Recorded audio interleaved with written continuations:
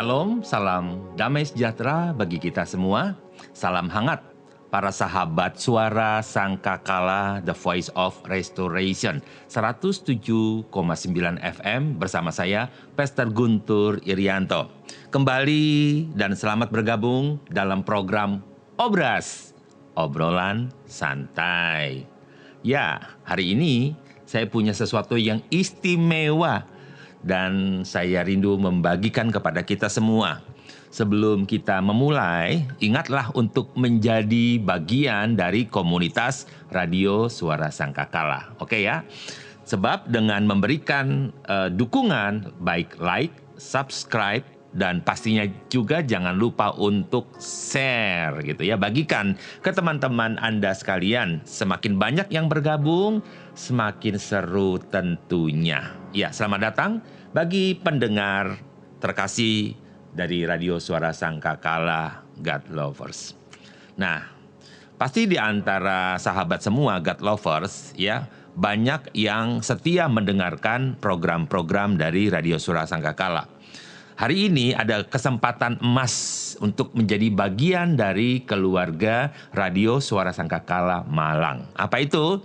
Dengan sekali klik, kalian akan menyukai konten-konten positif tentunya yang penuh dengan hal-hal yang baik, penuh dengan inspiratif, positif, terus mengajak kita untuk bersemangat. Yuk jangan ragu-ragu untuk menekan tombol subscribe. Ya, ini adalah cara terbaik untuk tetap terhubung dengan kami dan tidak akan ketinggalan dalam program-program selanjutnya. Nah, mau apa di tahun baru 2024? Apa yang Anda inginkan, apa yang Anda maui? Bagaimana dengan pengalaman perjalanan Anda sepanjang bulan di tahun 2023? Ada yang sedih pastinya ya, ada yang menderita, ada yang nangis, ada yang penuh dengan kisah-kisah yang heboh mungkin ya, ada yang senang, ada yang bahagia.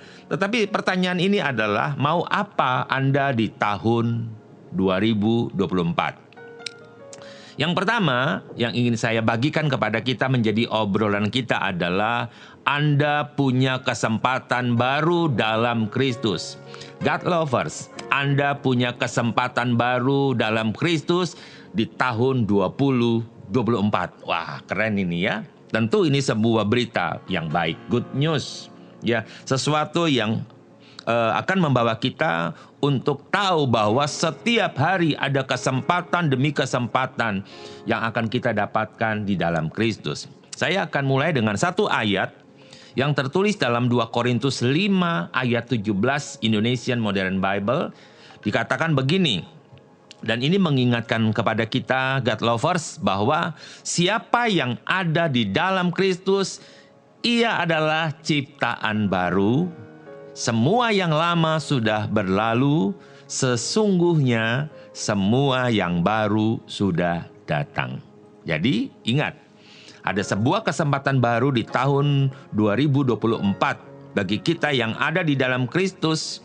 Kita punya kesempatan dan kita diingatkan bahwa siapa yang ada di dalam Kristus, dia adalah ciptaan yang baru. Berarti di tahun baru Anda pun ciptaan baru. Yang lama, semua yang lama telah berlalu. Tinggalkan 2023 itu sudah berlalu. Katakanlah itu yang lama. Tetapi yang baru itu sudah datang. Berarti di tahun baru ini kita punya kesempatan sebagai ciptaan baru dalam Kristus. Punya baik, tetapi bagaimana cara kita merencanakan tahun baru bersama Kristus? Ya, artinya begini, saya dapat merencanakan sesuatu yang baru di tahun yang baru bersama dengan Kristus Yesus Tuhan. Nah, ini yang sering kali muncul di saat kita memasuki tahun yang kita belum tahu. Orang berkata tahun politik, tahun panas ya, tahun pemilihan, tahun di mana kita bingung dengan banyak sekali berita-berita, tahun kungan A, B, C, D. Yang mana Anda akan pilih, kita bingung. Yang ini baik, yang ini baik, yang ini baik. Yang ini dijelekan, ini dijelekan, ini dijelekan. Kita jadi bingung di tahun ini. Tapi berita baiknya adalah apa yang dituliskan dalam kitab Amsal Soleman pasal 16 ayat yang ketiga. Kita harus menjadi orang yang dapat merencanakan di tahun ini dengan hati yang bijaksana. Nah, dikatakan begini ya. Serahkanlah perbuatan-perbuatanmu kepada Yahweh dan biarlah terlaksana rancangan-rancanganmu. Artinya, yang kita rencanakan ya, itu harus rancangan yang terbaik dan serahkan kepada Yahweh Tuhan Elohim kita. Maka dikatakan, terlaksanalah rancangan-rancanganmu. Maka semua yang kita rencanakan itu akan terlaksana. Yang setuju katakan amin. Iya, siapa yang tidak mau rencananya terlaksana? Pasti akan ada banyak ketakutan kita ya. Beberapa orang mungkin akan merasa takut. Sekali lagi, beberapa orang akan merasa takut sekali bahwa tahun yang ditempuh ini akan menjadi tahun yang tidak tercapai, tidak terpenuhi harapan mereka. Kenapa? Dia akan mengingat bahwa tahun sebelumnya itu penuh dengan kegagalan. Bagaimana dengan Anda hari ini? Apakah tahun ini membuat Anda penuh dengan ketakutan dan tidak penuh dengan harapan? Ingat, kita punya harapan ke depan. Kita harus punya rancangan terbaik. Dan rancangan kita serahkan kepada Kristus. Bukankah kita milik Kristus? Nah, iya. Ya, jadi ini poin yang pertama. Baik, memasuki hari yang baru, tahun yang baru 2024. Kita punya kesempatan baru dalam Kristus dan kita punya harapan. Kita merencanakan dan menyerahkan harapan kita kepada Tuhan. Mungkin kita masih punya utang. Iya, siapa yang nggak punya utang sih? Utang kepada teman iya, utang kepada kantor kasbon iya, utang kepada bank iya, utang kepada siapa yang harusnya kita lunasi dan kita selalu terkejar-kejar dengan tagihan hutang. Bukankah kita sedang merancangkan sesuatu untuk di tahun ini kita tidak punya hutang lagi? Maka ayat yang kita baca tadi dalam Amsal 16 ayat 3, serahkanlah kepada Yahweh perbuatan-perbuatan yang harus kita kerjakan kepada Yahweh dan dikatakan akan terlaksana segala yang kita rancangkan. Berarti percaya di tahun ini ada kesempatan baru di mana Kristus Yesus ya yang kita percayai akan menolong kita keluar dari masalah hutang. Ketakutan ada, iya ada. Kekhawatiran ada. Tetapi kita juga punya harapan di dalam Kristus Yesus. Nah, poin berikutnya adalah Anda bisa berdoa untuk berkat di tahun baru. Jangan tidak berdoa. Orang percaya, orang yang hidup dalam Kristus ciptaan baru, itu dia akan hidup dengan doa. Ya, berbicara tentang doa, ya, Paulus menuliskan kepada jemaat di Filipi, dikatakan dalam Filipi pasal 4 ayat yang ke-6, ini mengingatkan kepada kita ya, kepada Anda God lover, janganlah khawatir tentang apapun juga. Jadi apapun juga semua. Yang tadi saya bicara hutang, mungkin ada yang khawatir dengan penyakitnya nggak sembuh, sudah minum obat nggak sembuh, minum jamu tidak sembuh, sudah ke dokter tidak sembuh. Bahkan ada yang bingung, periksa dokter nggak ada masalah apa-apa, cek semuanya oke semuanya. Tetapi dia merasakan dia dirinya sakit. Nah, jangan khawatir, dikatakan begini, nyatakanlah dalam segala hal keinginanmu kepada Elohim melalui doa dan permohonan disertai dengan ucapan syukur. Kenapa? Nah, kita butuh doa untuk berkat di tahun ini. Ada kepastian di masa depan Anda, ya God lovers, bahwa Tuhan itu memastikan Anda untuk tidak khawatir, tapi nyatakan dalam permohonan Anda dalam doa dan ucapan syukur. Mengapa ada banyak orang merasa khawatir untuk masa depannya? Kenapa? Karena iblis mencuri masa depan dia. Iblis mengambil masa depannya. Ya, dia akhirnya kehilangan masa depan. Jika kehilangan masa depan, maka mungkin dia akan depresi, dia putus asa, dia tidak mengandalkan Tuhan, dia tidak mau beribadah, dia marah sama Tuhan. Kenapa? Karena masa depannya diambil oleh iblis. Ingat, pencuri itu datang hanya untuk mencuri, membunuh, dan membinasakan. Itu pekerjaan iblis sebagai pencuri yang mengambil masa depan Anda. Nah, ketika seseorang mengalami ketidakpastian di masa depan, ingatlah ayat yang tadi saya bacakan bahwa serahkanlah, nyatakanlah dalam keinginanmu dalam doa dan ucapan syukur. Ya, ketidakpastian, perubahan selalu terjadi. Ya, di mana-mana, tapi Anda dapat mengalahkan ketidakpastian di dalam doa dan percaya untuk setiap firman Tuhan. Ya, rasa khawatir tentang masa depan itu bicara soal ketidakpastian. Apalagi apa yang pernah terjadi di tahun yang lalu membuat kita kemudian kehilangan semangat. Apakah bisa berhasil di tahun ini atau tidak? Dan kadang menjadi beban loh. Benar, kadang itu jadi beban kita. Bisa nggak ya? Ini ada pembeli, akhirnya batal. Ada pembeli, batal. Pembeli, batal. Aset kita mau kita jual, nggak laku-laku. Kemudian jadi beban kita. Kita jadi bosan berdoa. Jangan berhenti berdoa. Jangan jemu-jemu untuk berdoa. Ya, jangan bosan untuk berdoa. Serahkanlah kepada Tuhan segala kekhawatiranmu. Nyatakanlah keinginanmu dalam doa dan ucapan syukur. Kenapa? Karena akan ada damai sejahtera Elohim dalam hidup kita. Berikutnya adalah kita harus mengatasi tantangan. Ya, pasti gitu ya. Hadapi tantangan dengan iman, nggak bisa dengan kekuatan kita. Di dalam Roma 8 ayat 28, kita dikasih tahu nih ya, diberitahukan lewat ayat ini, dikatakan begini, kita tahu bahwa segala sesuatu bekerja bersama-sama untuk kebaikan bagi mereka yang mengasihi Elohim, yaitu bagi mereka yang terpanggil sesuai dengan rencananya. Wah, rencana Tuhan itu baik, masa depan yang baik, rancangan Tuhan itu terbaik. Ya, tidak ada masa depan yang penuh rancangan yang penuh kecelakaan, tidak ada. Tapi masa depan yang penuh harapan. Jadi, jika kita mengalami tekanan ya di tahun ini, suatu saat belum ini, tapi jika gitu ya, sebagian mungkin merasa tertekan untuk menetapkan satu tujuan di tahun yang baru ini dan ketidakmampuan untuk mencapainya. Mungkin kita berkata, aduh tidak mampu. Dan itu menjadi tekanan beban hidup kita. Ini akan mengakibatkan rasa bersalah dan kekecewaan. Jika Anda tertekan, kita punya Kristus Yesus. Ya, dikatakan tadi ya bahwa kita tahu Elohim kita turut bekerja bersama-sama. Engkau bersama dengan Tuhan, ya, dan Tuhan akan bekerja bersama dengan engkau untuk mendatangkan kebaikan bagi orang yang mengasihi Dia.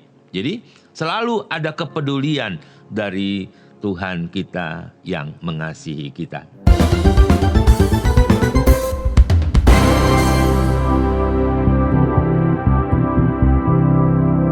Kembali lagi kita bahas sesuatu yang sangat menarik tentang apa yang kita mau di tahun 2024.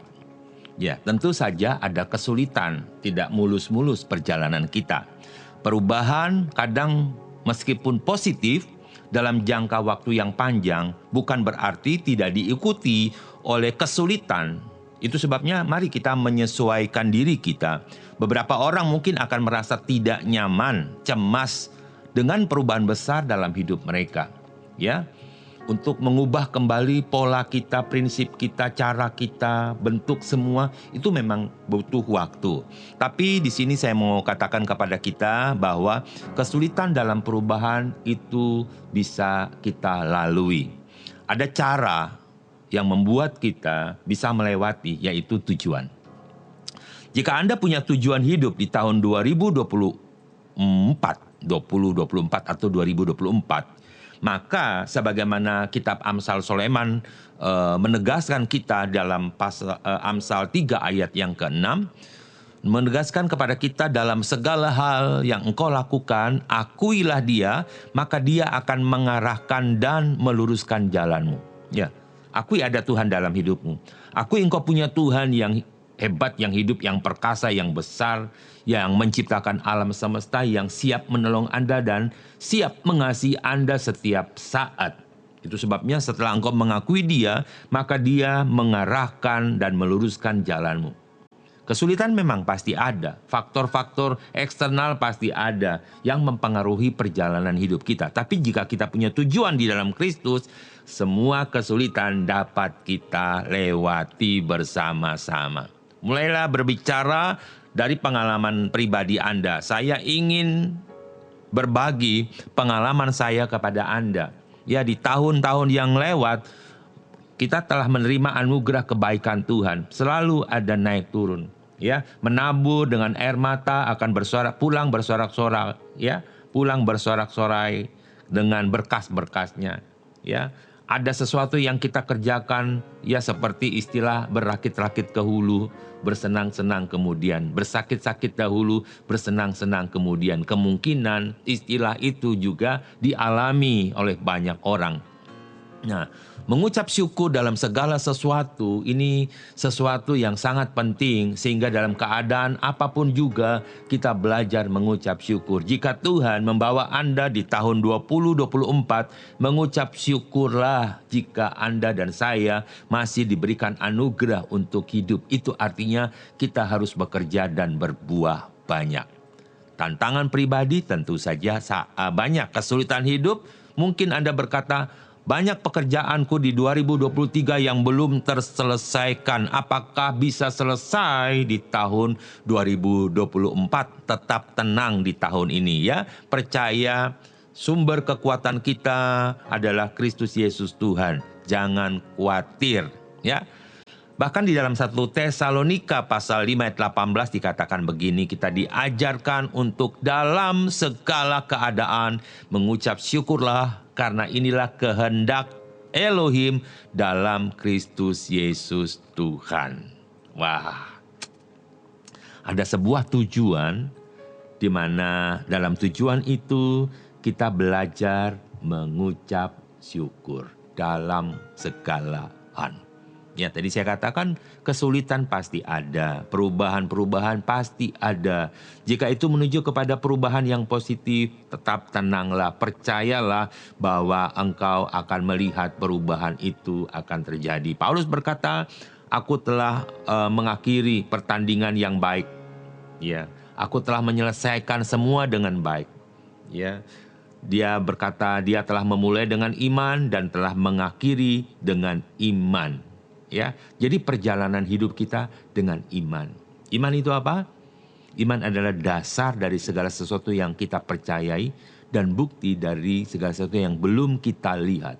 Percaya tapi engkau yakin bahwa ada berkat Tuhan di 2024, percaya, jalan dengan iman, raih dengan iman, dan percaya engkau akan diberkati. Jadi apa yang akan aku alami di tahun 2024? Aku percaya aku diberkati Yahweh Elohimku. Ya, Yahweh Sebaut. Yahweh yang menciptakan alam semesta. Jadi, alangkah indahnya jika kita dapat menyelesaikan dan mengalahkan tekanan dan menetapkan sebuah tujuan di dalam Kristus Yesus Tuhan. Apakah tidak pasti hidupmu di tahun ini? Pasti. Karena aku adalah ciptaan baru di dalam Kristus, yang lama sudah berlalu dan yang baru itu sudah datang. Jadi perubahan di awal tahun baru akan membawa kita kepada sebuah kepastian. Kita tidak perlu khawatir, kita tidak perlu bimbang, takut menghadapi tahun ini. Ya, orang lain boleh resesi, tapi mereka yang disebut ciptaan baru dalam Kristus akan resepsi. Artinya bersukacita senantiasa. Itu sebabnya saya ingin mengajak semua God lover, ya, yang dengan setia mendengarkan program-program dari Radio Suara Sangkakala 107,9, jangan lupa ya untuk mendengarkan selalu setiap program acara dari Radio Suara Sangkakala. Nah, sebagai penutupnya, saya percaya bahwa ketika kita ada di dalam Kristus sebagai ciptaan yang baru, maka yang baru pasti datang. Di tahun baru, berkat baru pasti datang. Bahkan ada sebuah tema yang sangat menarik, sangat istimewa, dan sangat membuat kita terkagum-kagum dengan rancangan Tuhan di tahun ini, yaitu tema yang berbunyi seperti ini. Ya, bahwa the double portion, berkat dua kali ganda of His presence. Ya, berkat dua kali ganda karena kehadiran Tuhan Yesus. Jika Tuhan ada dalam hidupmu, engkau jadi ciptaan baru, maka percaya 2024 engkau dapatkan berkat 2 kali ganda. Wah, lipat kali ganda, siapa yang tidak mau? Itu sebabnya percaya di tahun ini kita akan mengalami berkat dan terobosan yang baru. Terima kasih telah bergabung dalam obrolan santai Obras dalam perbincangan kita hari ini, dan percaya di tahun yang baru akan membawa banyak berkat, kesuksesan sesuai dengan kehendak Bapa Yahweh dalam hidup kita. Mari berjalan terus bersama-sama dengan Tuhan Yesus. Setiap langkah perjalanan kita adalah berbicara tentang anugerah dan kesuksesan. Sampai jumpa dalam program berikutnya. Saya Pastor Guntur Irianto. Percaya bahwa engkau pun sudah diberkati. Haleluya. Amin.